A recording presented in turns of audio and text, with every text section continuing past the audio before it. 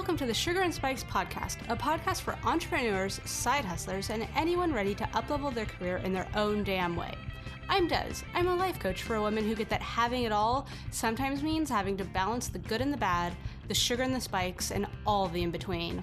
And I'm Tammy. I'm a therapist, and I'm all about helping as many people as possible to build awareness and make meaningful changes in their lives. I'm also dedicated to diversity and inclusion and increasing access to mental health care. Between the two of us, we have 4 master's degrees and thousands of hours helping people develop balance, confidence, and clarity on their terms. So let's get started.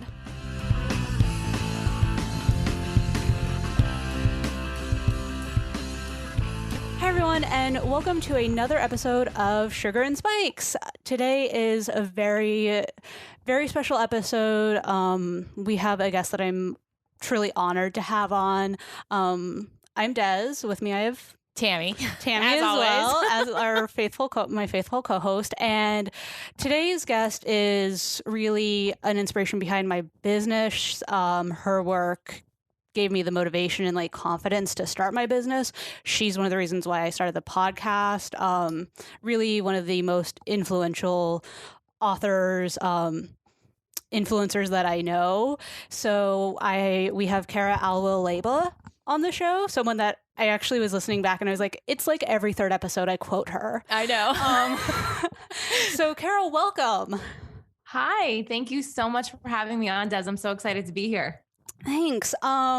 For our listeners that may not know the huge amount of work that you do you want to give us a bit of backstory with everything that I know you have your hand in a lot of stuff. Yeah. Yeah. So I am a writer. First and foremost, I'm an author. So I have published a couple of books. I also have a podcast. I'm also a certified master life coach. And I kind of, like you mentioned, dip my toes in a lot of different things. I like to call myself a creative entrepreneur. I feel like that's kind of the best way to put it. I have a hard time giving myself one label because I feel like I'm just multi-passionate and I have a lot of things that I'm into. But I started out, as a child, always knowing that I wanted to write books. I used to do book reports in school and I would do little about the author pages in the back with my class picture with the lasers in the background. Remember those that we used to have? And I would write this bio for myself. So I always knew that I wanted to write. And like most of us, I kind of went down a very different road because I was told writers don't make money and, you'll never make money doing what you love. And although I was raised in such a supportive environment and my mom encouraged every single thing that I wanted to do, there was always that quote realistic side that I now understand just was really fear-based. So I was taught to get a corporate job, get the job with the 401k, the health insurance, all the, the pretty tied up with a pretty bow in Midtown Manhattan. And I did that for a while. I took a job at MTV and the job itself was not as glamorous as it sounds. It was a cool company, but I was doing a super corporate job. I was in digital advertising and I thought it would be a stepping stone. I was like, this will just be temporary. I'm going to use this and network and meet people in the building and, I'll write for MTV News one day. And that was sort of the dream because music is just my passion. I love music. And it didn't really go that way. I noticed that, I was good at what I did in the sales side in the advertising world, and I was getting compensated really well for that. And I was getting lots of promotions and lots of title changes. And I was kind of sucked into that world. And I became very used to making a pretty decent salary for my age. I was in my 20s at that point. And I just felt like I wanted more. I just knew this just was not going to be kind of where I saw myself staying forever. As one of my therapists called it, the golden handcuffs. Mm-hmm. You're kind of in a position where it's really, it's a sweet deal in a sense and it's hard to leave. It's really scary, but I knew that I wanted more. And I wound up starting a blog, and this was 10 years ago now. So the blog I started in 2008 really is just an outlet for myself to just be creative and to express myself and to tell stories. And this was around the time when, everybody was really into Sex and the City. And I kind of saw the blog as being similar to that. But instead of dating stories, I wanted it to just feature stories about just me and my own life and my own transformation that I was going through in so many ways. There was, a transformation through a relationship that I was ending, but also kind of just finding myself as a woman. And I feel like there wasn't really a lot of that out there back then. So I kind of saw a space for that, just to talk about everything I was going through. And through the blog, I knew immediately I wanted to write a book. But I knew I had to build a platform. So I started blogging. I started connecting with the women who read my blog. I would get emails, I would get tweets and Facebook messages from women like, around the world who were like, stumbling upon it somehow, which I thought was just incredible. And I was noticing there was a theme among women, like no matter where we were from, no matter what our background was, no matter what our story was, we all had the same fears and the same challenges and really the same desire to just feel good in our own skin, to live a life that we love. And through that, to make a long story long, I became a certified master life coach, kind of, worked my way out of MTV after many years. And here I am today with a lot of other things going on, but the same message of really just wanting to empower women to just take a chance and just live the life that they want to live. Awesome. Thank you so much for that great background. One question, and I know we're going to talk about your new book coming out, but one thing that you're so well known for, and I think it's even copywritten, is the idea of the champagne diet. Yes. And Tammy asked me about it, and I was like, we're going to talk to Cara. I'll let her explain it because I won't do it justice. Can you tell us about that ethos? Because that's so much of your brand that I think clicks with so many people. Yes. Yeah, so the Champagne Diet is the name of the blog. That's the name of my brand, kind of where it all began. And it was inspired by a glass of champagne. And I was actually looking for something that I could drink, if I were at like a happy hour or a brunch or a dinner that wasn't going to be a ton of calories. Because I think like many women, I've always kind of struggled with my weight. And it's always been something that I've been really self-conscious of and really just, never, I was not thin as a kid. I always kind of had to watch. So I was like, I kind of want the best of both worlds. I want to be able to indulge in a nice cocktail from time to time, but not have to like break the bank calorie wise. Mm-hmm. So a friend of mine, a coworker actually at MTV, suggested that I start drinking champagne. And I was like, what?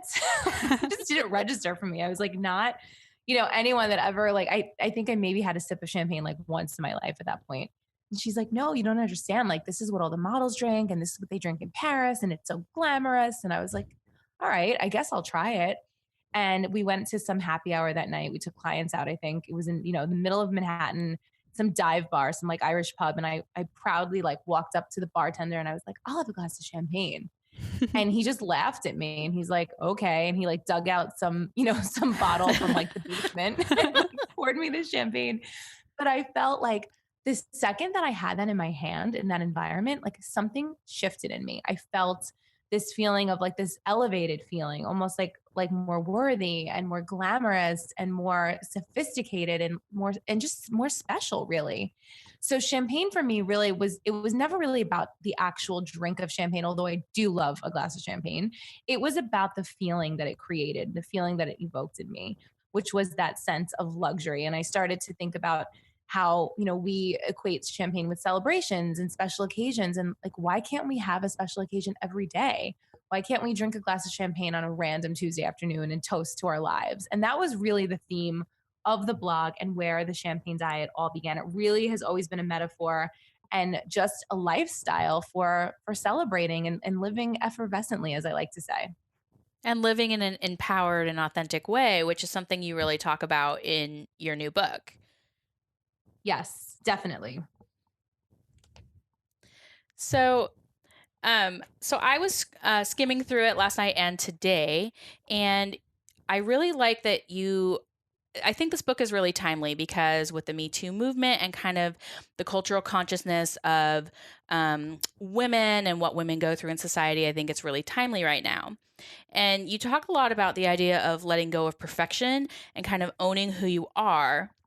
And so I was wondering, you talked a little bit about this in the intro, but if you had any more that you could add to and tell us a bit about what that journey's been like for you, because you talk a lot too about how it's not like this linear progression. Like one day I just wanted to be confident and then I was confident. Like it doesn't work like that. And so I thought you could talk a little bit about how that worked for you. Yeah. So the title of the book is called Like She Owns the Place. And I picked that title because I had an experience that I think is interesting. And I didn't actually share this in the book, but I'll share it with you ladies. Like you mentioned in the book, I wrote in the book about how confidence was always this really elusive thing for me. And I was never naturally confident. I was confident in some areas of my life, but other areas just totally always felt lost and awkward and insecure. And I had the reason I named the book Like She Owns a Place is because I had a moment, and I love Soul Cycle class, right? That's like something that I'm just obsessed with. And I've been doing Soul Cycle for a few years, but it was not something that ever came easily to me. It was something I really had to work at to get good at. And not just from like a fitness perspective, but Soul Cycle really became kind of this, emotional escape for me and this place for me to go and just have some time for me and fuel some creativity and just really make me feel good, kind of like from a mind, body, soul perspective. And one day I walked into class after I had been writing for about 2 years. And as I walked in the studio, everybody was greeting me. Like writers were coming up to me in the front desk and everyone was saying hello and kissing me on the cheek. And I felt like really, really good. And there was a girl signing in for the first time. And I thought to myself, she must be looking at me thinking, this bitch just walked in here like she owns the place. And I started laughing and I was thinking, if she only knew what it took for me to get to that place to feel so comfortable to greet everyone and to feel comfortable walking into the class in the first place and to feel good in my own skin in like Lululemon leggings and a tank top, because I didn't feel so good like that for a long time. And all of these thoughts like flooded me. I was like, this has to be the name of the book. And what that really means is that confidence, like you said, is not a linear path. It is not something that we just acquire one day and never have to work at. It's a religion. It is a daily practice. And for me, it's been something that I've been able to achieve through vulnerability and, fucking up sometimes and owning it and learning that it's okay. In fact, it's important that we're not perfect. There is no such thing as perfect. So confidence is almost turned out to be the exact opposite, I think, of what a lot of people pretend it is, what I call sugar rushes, getting Instagram likes, getting a big media hit for your business, losing 25 pounds, like all these quick hits that we're so used to kind of relying on and using as crutches, I think, as women, because so many people pretend that that's the end all be all of being empowered in ourselves. When in reality, I think it's the opposite. I think it's the messy stuff. I think it's the opportunity to really just own our mistakes and our failures and our imperfections and realize that they're not imperfections at all. Those are the things that make us whole. And those are the things that are able to really give us that strength to keep going. I love that. Mm-hmm. And I love that you talk about acquiring confidence, because I think a lot of times we're taught that it's this elusive quality that you just have or you don't.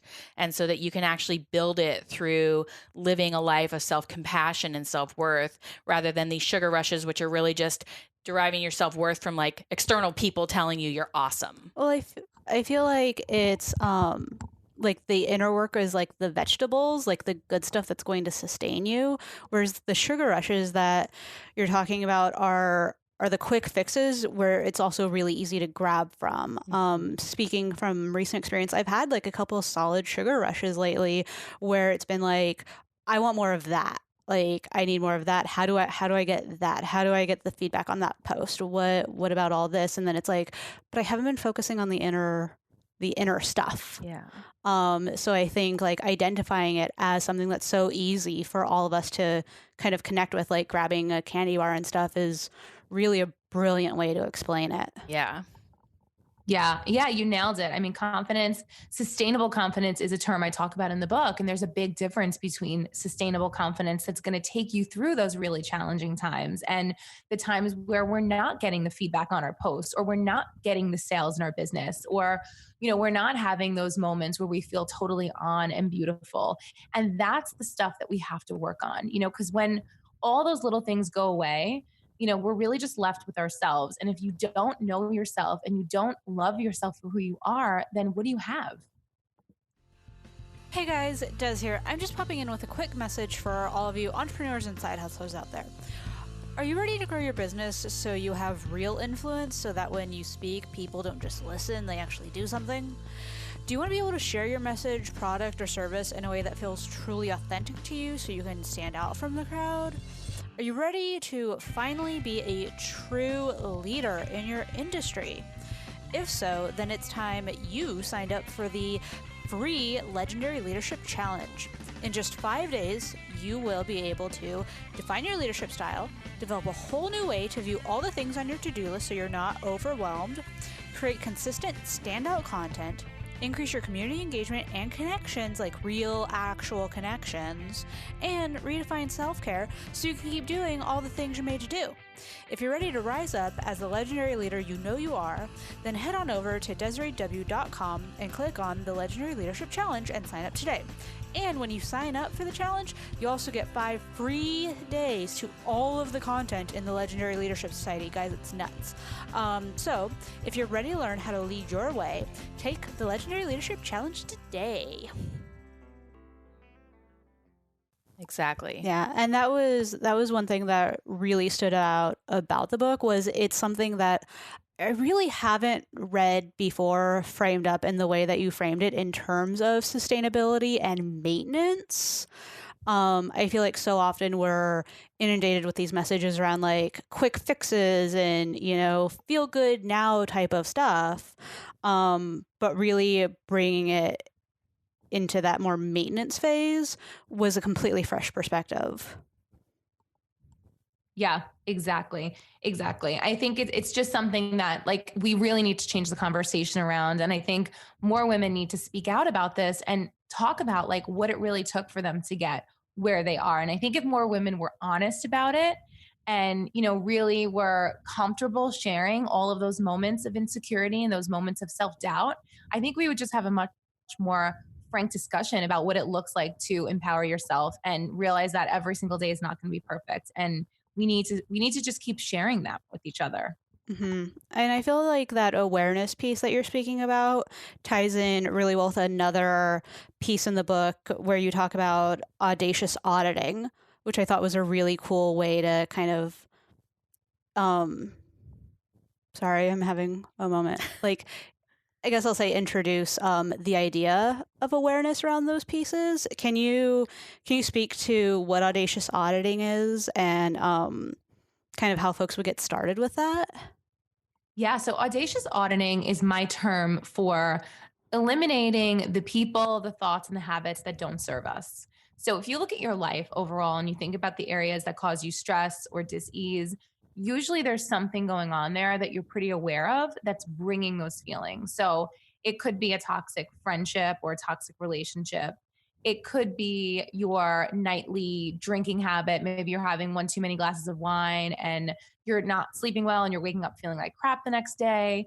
Maybe it's like that, that negative thought loop in your head that tells you that you're not good enough. So I think it's really important kind of on the journey of confidence that you audit all of those things in your life that are causing you stress, and also look at the things that are bringing you joy, right? And things that are bringing you inner peace, because I think that's equally as important. But it's really important to decide what you are no longer available for. And it can be really challenging, especially when we start to think about people. But at the end of the day, if you're not around people who want to see you win, and if you're not around people who make you feel good about yourself and bring out your best qualities, you're wasting your time, you're wasting your life, you're wasting your ability to find the confidence that you deserve and to feel good about yourself. And I've seen it happen in my own life. I've had lots of friendships that I've had to sever ties to and people that I've needed to remove from my life. And it's not been easy every time, but it's just the benefit I think that you reap from doing that is just priceless. And a lot of people are scared. It's difficult to realize that maybe a family member is the person that's causing a lot of stress in your life. But having the courage to be able to face that and distance yourself from that person, or if it's a super toxic thing, like, abusive relationship, let's say, which I've had, you have to just cut the ties completely and walk away in order to save yourself. Yeah. I mean, sorry, I lost my train of thought. It's been a long day. I really loved what you said. I was just thinking about how I talk about these things with clients and how I was kind of forming a question as you were talking is like, how do we help people be brave in those moments when you really have to trust and it's so scary? Mm-hmm. Like, how do we help them in those moments to take that step that is really going to do them like justice and help them be more authentic and true to themselves? In terms of like helping people when it comes to the auditing process? Yeah. Yeah, I mean, it really depends on the situation. There's so many different scenarios, and I walk people through this in the book. I even kind of give, what I call like toxic person response protocol in one of the chapters. Nice. And I need to kind get of, to that chapter. I know, me too. I kind of guide people through awkward conversations, for example. So if someone is, let's say, we all have like the friend who loves drama, right? The person that always calls us and says, you're never going to believe what happened, or they talk a lot about other people. Like I noticed that people who are very dramatic like to bring attention to other negative things or other negative people. And I actually give some language in the book for women to confidently remove themselves from those conversations by saying things like, I'd like to talk about something positive today. Or, I'm really not going to, I'm not available for this type of a conversation. I'm going to have to go now, or I'm going to have to change the subject. And it feels really weird at first to actually assert yourself if you're not used to doing it. But I swear it becomes addictive. Like the first time that you do it, you're like, whoa, this is really weird. I can't believe I just did this. And sometimes the person on the other end is just like completely in shock and has no words for you. Or, but eventually it just becomes so empowering. And when you realize that when you set a standard for your life and for the kind of treatment that you're going to stand for and the kind of people that you want to be around, people respond very quickly to that. And the people that will realize you will no longer participate in that type of behavior will remove themselves from your life because you're just not a player in their game anymore. And they will back off and they will find someone else who will take part in it. Absolutely. Assertiveness. I'm all for that. I teach it all the time. And I love that you have these really simple strategies because I think it can be hard for people in the beginning to think about, well, how do I say that? Well, here's one way, give it a try. And then it doesn't have to be like a big dramatic thing. Like you talked about it being a simple thing like, hey, let's talk about something positive today.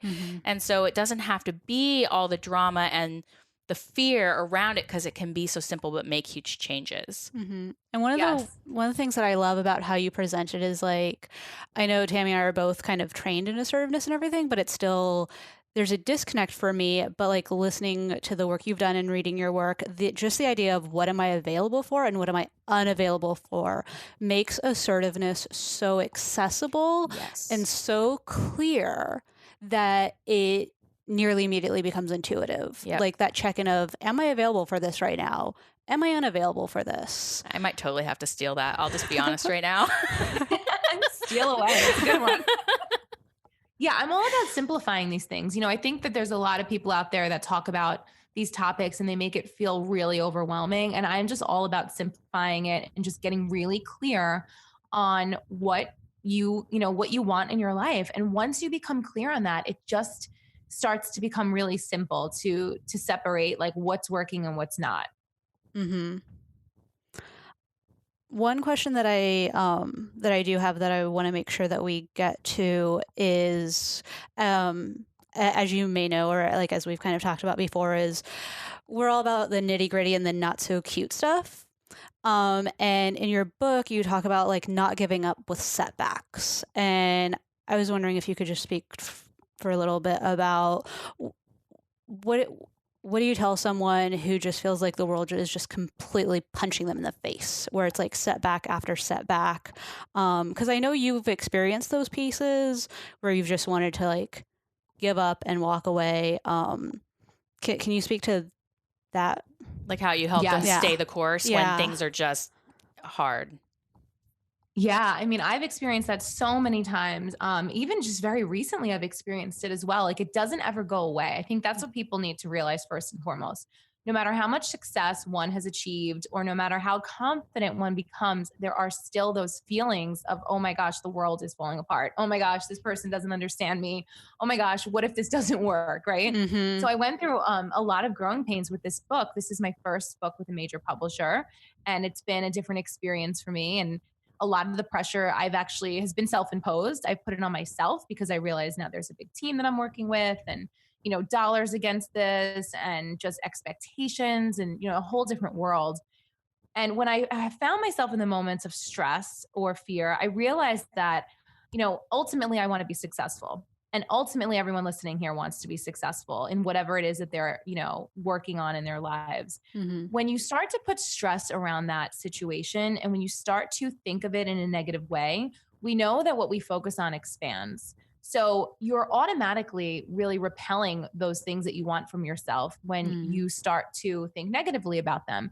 I always like to think like, am I a match for what I want?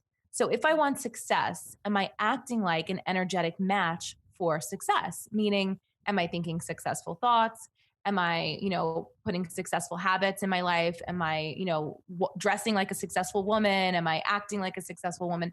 And fear and anxiety, I mean, those are the opposites, right? Of somebody who I view as a successful person. So I try to really think, am I being a match? Am I aligned with the woman that I want to be? So when the fear comes up, I think that's just a really simple way of kind of checking yourself and also realizing that life is never happening to you. Life is always happening for you. Everything is serving your higher good. And even when you can't see it in the moment, and even when it looks like everything is falling apart, when you look back a couple days later, a couple months later, sometimes even a couple years later, it always, always makes sense.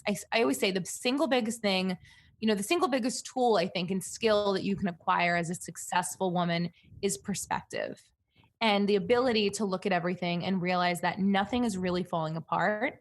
If you choose to view it through a positive lens and you change your perspective, you realize that everything is always going to work out in your favor, no matter what it looks like. And growth doesn't happen in comfortable times. I mean, I guess it could, but more often than not, like growth happens when we're uncomfortable, when things are difficult, and we push through those things and we learn something about ourselves, like you're talking about perspective, and we learn something about ourselves or the world or how we work that helps us to move forward in a new way. Right. Yeah, that was a lot of really great information. I know. I'm just digesting it all. I'm like sitting here, I'm like, this is great. I was honestly like holding back tears for a minute. So one final question. So throughout the process of writing Like She Owns the Place, what was one unexpected lesson that you learned while you were working on the book? One unexpected lesson? Yeah. So I had a lot of writer's block and a lot of imposter syndrome with this book, which I had never experienced before. Like I mentioned, I self-published everything that I've done in the past, all of my other books. So I worked on my own terms. And, as a creative person, I really don't do well with like deadlines. I really don't do well with like being creative on demand. So in the past, I would write a book and I would write in bursts. And I did like Girl Code from start to finish, including the writing and editing process and the self-publishing process. That book took me 4 months. And that has been my most successful book to date. I sold over 50,000 copies of that book independently before I sold it to my publisher. Like it was just insane how that all kind of worked out. But it was just this like divine creative inspiration that came to me and I ran with it. The same thing with my book Stripped, which is a collection of poetry and inspired creative writing. So now all of a sudden I was in this phase, this mode where I had to be like, an author, but there was also just so much business behind it. And that was something that I was prepared for, but I didn't really expect to feel the way that I felt. So, all of a sudden being assigned an editor who is fabulous. Leah is my editor. If she's listening, like huge, like so much love for her because she really helped me make this into an incredible book. But working with deadlines was really weird for me because when someone says I need, this chapter by next Friday, it's really tough for me to just get into that zone and feel like, okay, I can just snap my fingers now and like channel this feeling that I need to feel to write these words. So that was interesting. I got through it, but there were a lot of tears, a lot of late nights, a lot of glasses of wine, many, many moments of like, oh my God, can I do this? And then again, just the imposter syndrome, like I mentioned before, came up a lot. And, the whole like, who are you to write this book? And who are you to have a book deal now? And who are you to have your face on the cover? Like, when they told me that they wanted me to be on the book, like, I just felt the sense of like panic, like, oh my gosh, how can I do this? So again, for somebody who is really confident and who was writing a book on confidence, to have these feelings come up just reminded me that again, we're all in this together. We all experience these things. Nobody is perfect. Nobody really is ever cured of insecurity. It's just that I think I've been able to move through it quicker. And those are a lot of, I mean, that's really what the whole book is about. All of those strategies that I've used to be able to move past those feelings and ultimately, you know, get done what I need to get done. Awesome. I know, it's incredible. I love it. Thank you. So, Like She Owns the Place comes out July 10th. Where, if people don't know where to find you, which would shock me, where can folks find you? Where can they get the book? Give us all of that amazing information. Yeah, so the book will be available in bookstores. It's out in the US and the UK at this point. So if you're listening, either of those places, you can get it in any bookstore. You can go to likesheownstheplace.com and pick your favorite online retailer, grab the book there. And then my main website is thechampagnediet.com. And on there, you can connect with my podcast, my blog, my Instagram, all that good stuff. Perfect. All right, Cara, thank you so much for joining us. It's been a pleasure and an honor. And we're looking forward to your next one. I know. We're already ready. Thank you, ladies, so much. It was so great to talk to you. This is my first official interview for the book, so I'm really excited. Awesome. One for all of the record books. I know. Well, that wraps up another episode of the Sugar and Spikes podcast. If you guys like what we're doing, please subscribe, leave a rating, share it with your friends. It would mean the world to us. If you're not a huge fan of what we're doing, maybe share it with someone you think may like it. If you want to keep up to date on all of the Sugar and Spikes shenanigans, get the behind-the-scenes tour of life and business as a millennial female entrepreneur, then follow me across all the social medias. I'm Des W, Ms. MBA, DEZWMSMBA, across all the platforms, your Facebooks, your Twitters, your Instagrams. I'm there, same name. And don't forget, if you're ready to rise up as a legendary leader, you know you are, then head on over to DesireeW.com and sign up for the free 5-day Legendary Leadership Challenge. Also, I want to thank Forget the Whale for use of their song Move Along as our theme music. And guys, remember to stay unavailable for fuckery.